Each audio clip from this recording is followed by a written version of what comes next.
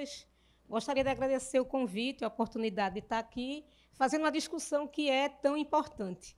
A gente está, esse momento, comemorando aí os 30 anos de Constituição, amanhã a gente faz os 31, né? Estamos na véspera, e uma Constituição que se propôs a garantir direitos fundamentais, a ampliar direitos, e conhecida como a Constituição Cidadã. A gente teve uma série de direitos, inclusive direitos sociais, que foram estabelecidos pela Constituição, direitos, a exemplo da previdência, a exemplo da assistência, ao meio ambiente ecologicamente equilibrado, coisas novas que foram incorporadas e que, apesar de, em 30 anos, a gente não avançou, a gente não implementou todos esses direitos, mas conquistas foram feitas. E hoje a gente vive um momento de grande ameaça, né, passando por processos de reformas que colocam em risco direitos que foram conquistados, mas não todos estão efetivados. Mas é um desafio grande que a gente tem a seguir. O nosso diálogo, ele se propõe a discutir o direito à cidade. E aí, tanto Lívia quanto Cazu me antecederam, eu vou tentar trazer um pouco mais para a nossa realidade, para o nosso dia a dia, né? O que é esse direito à cidade? O direito à cidade, ele passou, a gente teve um processo de institucionalização dele, de positivação no nosso ordenamento jurídico, a partir, inclusive, da Constituição de 88.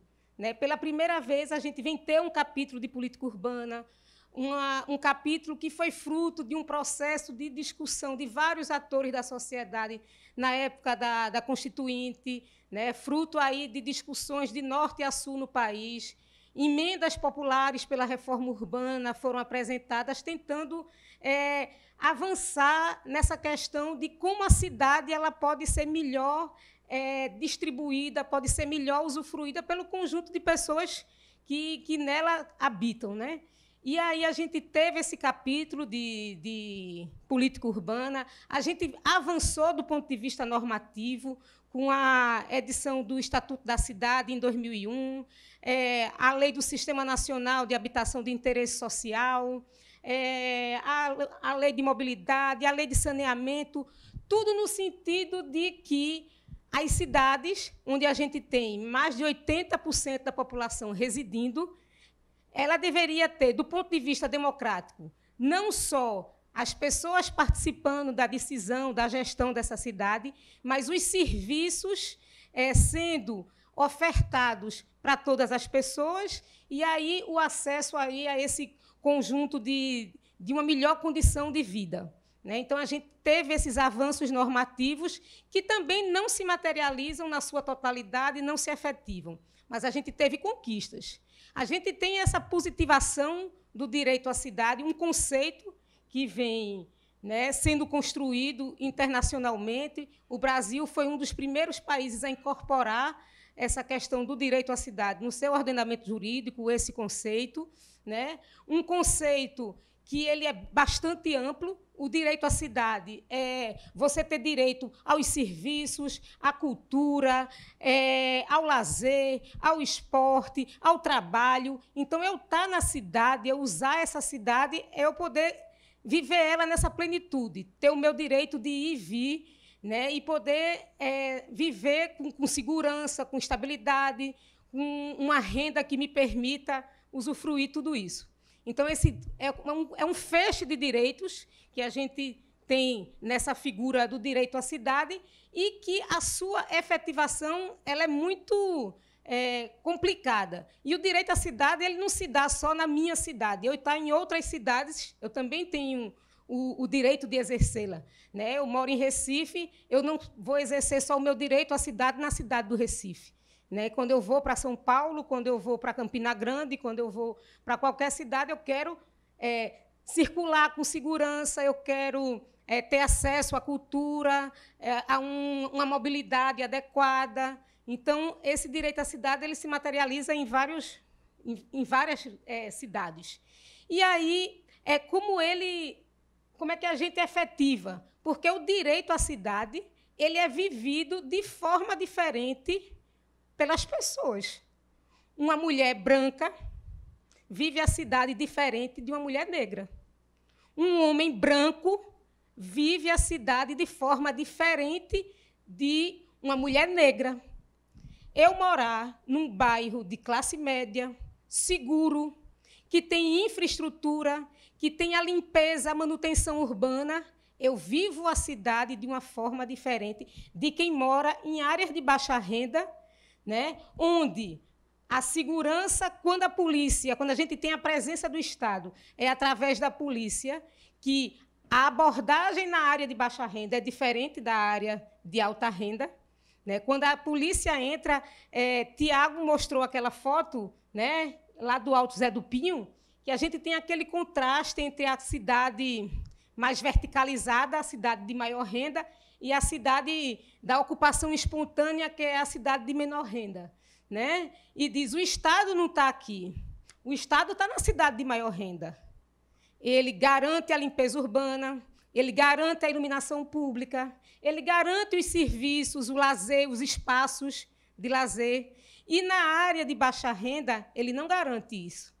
Garante, as intervenções que faz são bem precárias. E, quando o Estado entra, ele entra, muitas vezes, para ameaçar.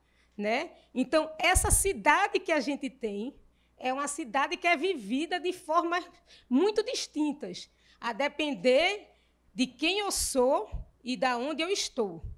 Então, quando a gente fala de uma cidade democrática, a gente tem que pensar que essa democracia ela deve atuar no sentido de interferir nos destinos dessa cidade, mas também no sentido de garantir ao conjunto de cidadãs e cidadãos o direito a usufruir dessa cidade plenamente. Acredito que todo mundo aqui se lembra que, há 2 anos atrás, acredito, a gente teve uma epidemia de Zika vírus. E a gente teve um número muito grande de crianças nascendo com microcefalia. Recife foi a capital mundial da microcefalia. Quando você pega o mapa dos casos onde ocorreram a microcefalia, né, o nascimento de crianças com microcefalia, e você pega o mapa de áreas pobres e áreas carentes de infraestrutura, a gente tem uma sobreposição perfeita. Então, ao pobre, que geralmente é o negro, porque a nossa pobreza é negra, majoritariamente negra, e está reservado os locais com menos condição de habitabilidade, os locais com menos direito à cidade. E acontece que esse direito à cidade, mesmo que tão pouco garantido, tão pouco permitido, muitas vezes também é ameaçado. Porque muitas dessas ocupações elas estão em áreas que têm um valor imobiliário. E elas vão ser disputadas. Né? Cazu fala dessa questão dessa financiarização internacional, né? O capital entra, está disputando essas áreas, e aí a gente tem cerca de 5.570 municípios no Brasil, desses, um pouco mais de 320 tem mais de 100 mil habitantes, e todos esses municípios com mais de 100 mil habitantes têm favelas, têm ocupações de baixa renda. E essas ocupações que se deram, né, algumas mais recentes, mas outras, a exemplo do que Cazu falou aqui, de Caranguejo, Tabaiaras, há mais de 100 anos, elas aconteceram em áreas que hoje têm uma valorização imobiliária. E essas pessoas não têm os serviços, esse Estado, esse poder público não presta esse serviço, e também elas estão ameaçadas, seja pelo mercado imobiliário, seja por uma aliança que, infelizmente, muitas vezes a gente constata entre gestores municipais e o mercado imobiliário. E aí, trazendo bem muito para o que muitas cidades brasileiras estão passando e começaram a passar agora no ano de 2019 e vão viver no ano de 2020, um dos instrumentos que a gente tem no nosso ordenamento jurídico de efetivar o direito à cidade é fazer um planejamento que seja participativo, né? Você usar um instrumento normativo que busque ordenar o território municipal. Então, um instrumento que a gente chama de plano diretor. Ele deve ser elaborado pelo conjunto de pessoas, né, o conjunto de moradores, e ele vai definir como é que vai se dar o processo de ocupação da cidade. O plano diretor ele estabelece um zoneamento, estabelece parâmetros urbanísticos, ele vai me dizer onde e como eu vou poder construir, e isso agrega valor, né? Então, esses processos de planos diretores, na sua imensa maioria, estão se dando com processos. A legislação exige que sejam processos participativos, né? Eles estão se dando com processos participativos fakes, relativamente forjados, né? Eu faço o processo, a gente tem um controle, o que a gente constata é um controle dos gestores, a gente tem alianças muito explícitas entre setores produtivos, né, de produção do mercado imobiliário e gestores municipais, e a gente vê como isso se materializa nesses instrumentos e que importam, muitas vezes, no deslocamento forçado de populações que ocupam territórios há vários tempos. Discutir um plano diretor e você não reconhecer a forma de apropriação desse solo e não reconhecer que uma cidade como Recife, por exemplo, de quase 500 anos, que foi tomada às águas, você tem populações que viviam da pesca. Como é que eu discuto um plano diretor e eu não reconheço populações tradicionais, né? Eu nego. Quando as discussões são feitas como se a cidade fosse homogênea e a gente trouxesse botasse um papel manteiga e fosse desenhar a cidade, eu vou desconsiderando os saberes, os direitos e as vivências e história dessas pessoas nesse território. A gente tem vivido isso, né? Então, essa participação, essa democracia que se espera que aconteça na cidade, porque é na cidade que se reproduz o capital, é o capital que está nessa disputa, mas é na cidade que também se reproduz a vida, as convivências, as vivências. Então, esse direito ao tempo, esse direito ao lazer, como é que a gente encara a cidade? Claro que na cidade vão acontecer os negócios, o setor imobiliário tem sua importância, tem o seu papel, gera emprego, né, dá a sua dinamização aqui, mas como é que a gente vai conciliar, né, a cidade como negócio, mas também a cidade para as pessoas?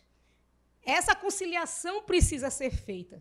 As pessoas precisam ter a segurança de morar, a segurança de viver, a segurança de ter a prestação de serviços públicos que são obrigação do poder público. Então, quando a gente vê uma cidade tão fragmentada, né, e que os serviços são prestados de forma tão distinta, é bastante explícito como essa cidade não é uma cidade democrática.